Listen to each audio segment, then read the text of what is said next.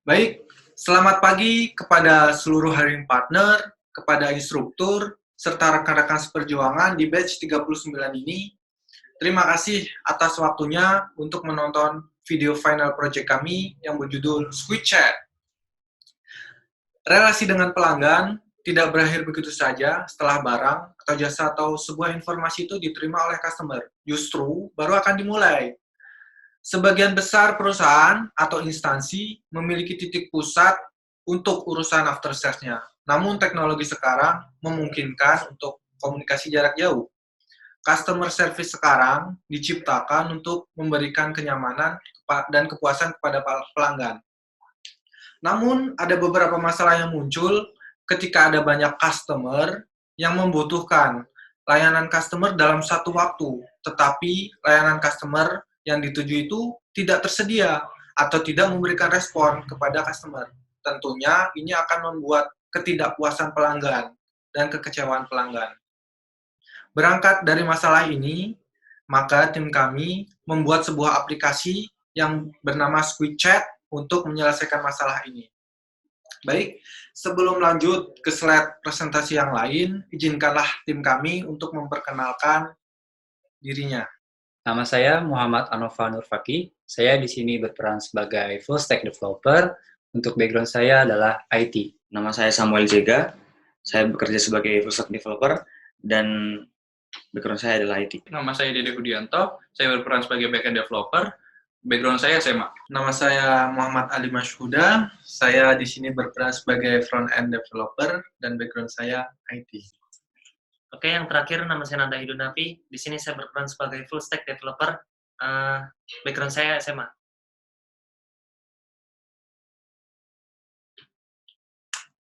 Apa itu Squid Chat? Squid Chat adalah platform aplikasi chatbot yang dapat membantu seperti instansi, lembaga, dan organisasi dalam memberikan pelayanan informasi melalui chat.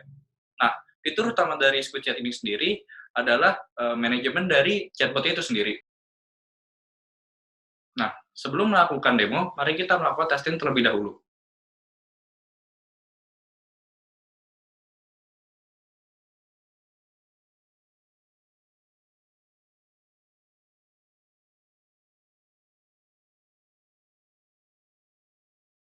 Bisa dilihat dari 48 testing yang kami lakukan, kami mendapatkan nilai sebesar 97,96%, yang artinya aplikasi kami dapat berjalan dengan semestinya.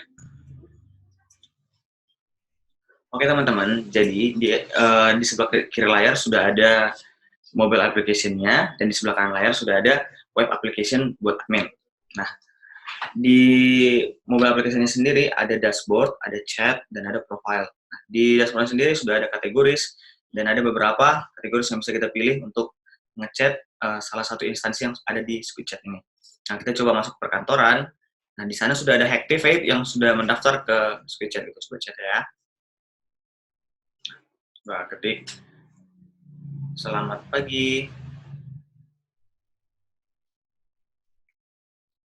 Nah, seperti yang kita lihat bersama di webnya sendiri, kita bisa lihat bahwa tanpa si admin membalas pesannya, sudah terbalas otomatis oleh chatbot yang sudah diproses oleh si admin itu sendiri. Nah, kita coba chat lagi, Kak. Kalau untuk full stack immersive, masih tersedia nggak ya?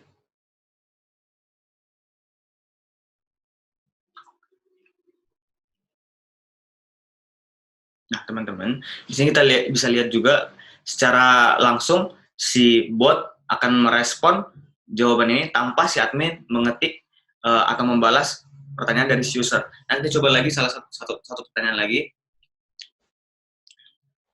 Kak, untuk cara pendaftarannya gimana ya?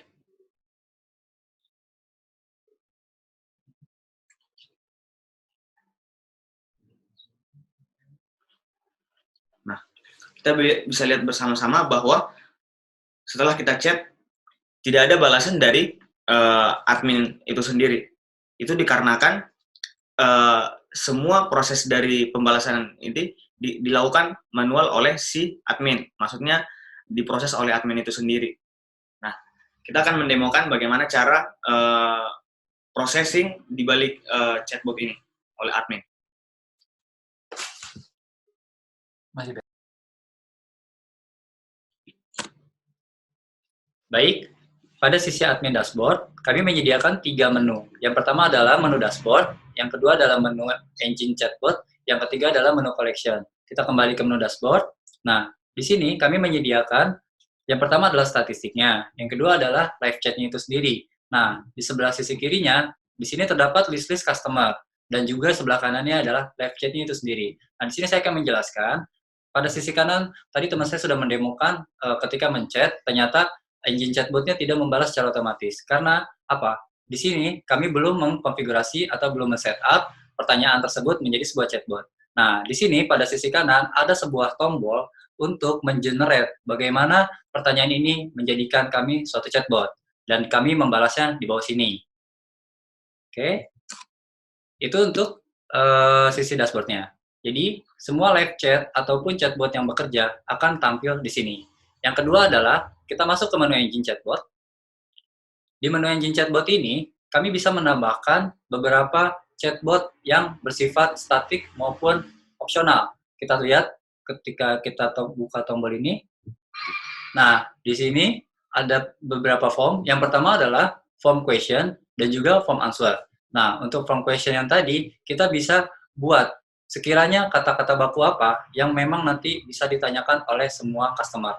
Yang kedua adalah answers-nya. Berarti ketika pertanyaan tersebut ditanyakan atau ada beberapa kata suku yang di situ, kami bisa menjawabnya dengan chatbot ini. Nah, di bawah ini terdapat opsional. Nah, namun opsional ini kami harus memiliki beberapa collection terlebih dahulu. Oke, langsung saja ke menu collection-nya, kita buka.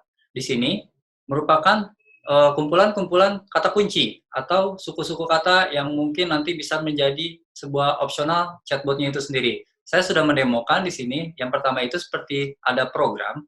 Nah, di program ini yang pertama adalah seperti part-time Python ini, nah akan menjadi kata kunci ketika nanti kita membuat chatbot-nya bersifat opsional. Oke, nanti jadi bisa menambahkan juga beberapa opsional dan juga beberapa field-nya. Nah, ketika kita akan membuat sebuah engine chatbot dengan menggunakan opsional, nah di sini collection-nya akan muncul.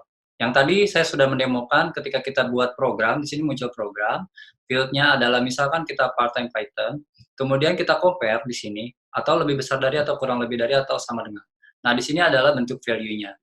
Jadi ketika misalkan ada pertanyaan-pertanyaan dari customer, langsung menanyakan mengenai terkait program part-time Python, masih tersediakah atau apakah. Nah, di sini chatbot-nya sendiri yang akan bisa membalas itu. Kita coba ya, opsional chatbot yang sudah disediakan oleh admin.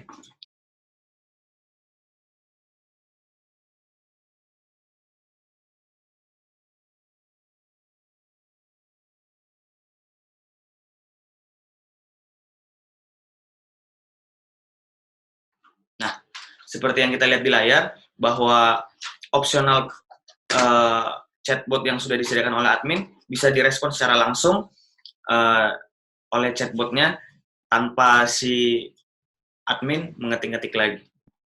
Nah, tadi kawan-kawan saya telah memperlihatkan kepada Anda mengenai bagaimana cara menggunakan aplikasi kami.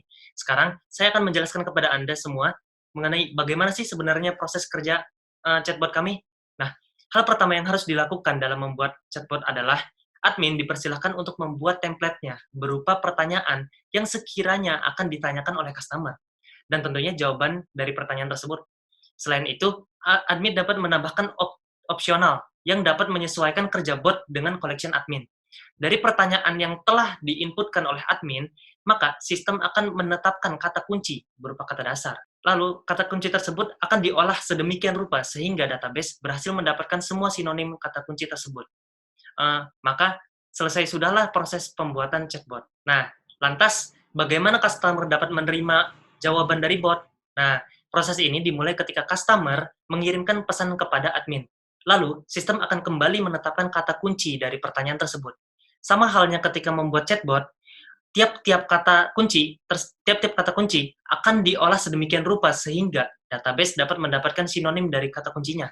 Setelah kata kunci dan sinonim didapatkan, sistem akan membandingkannya dengan kata kunci dan sinonim yang berada pada database chatbot. Jika sekiranya sistem telah menilai bahwa pertanyaan ini adalah pertanyaan yang sama atau serupa, maka dengan otomatis sistem akan mengirimkan jawaban yang telah terekam pada database chatbot. Di sini kita akan menjelaskan tools-tools apa aja yang kita gunakan dalam membangun aplikasi SquareChat ini. Untuk teknologi front-end, kita menggunakan React.js untuk membuat aplikasi website-nya. Yang kedua adalah React Native untuk membuat aplikasi mobile-nya. Yang ketiga adalah Expo untuk menjalankan aplikasi mobile. Terus ada State Management, Redux, terus React Navigation, Native Base, Apollo Client, dan untuk real-time chat-nya kita menggunakan Socket.io, terus ada Lottie, dan juga Moment.js. Teknologi yang kami gunakan di backend untuk server ada Express dan Node.js. Untuk database kami menggunakan MongoDB, dan kami juga menggunakan Apollo dan GraphQL. Untuk tes kami menggunakan Jest dan Supertest.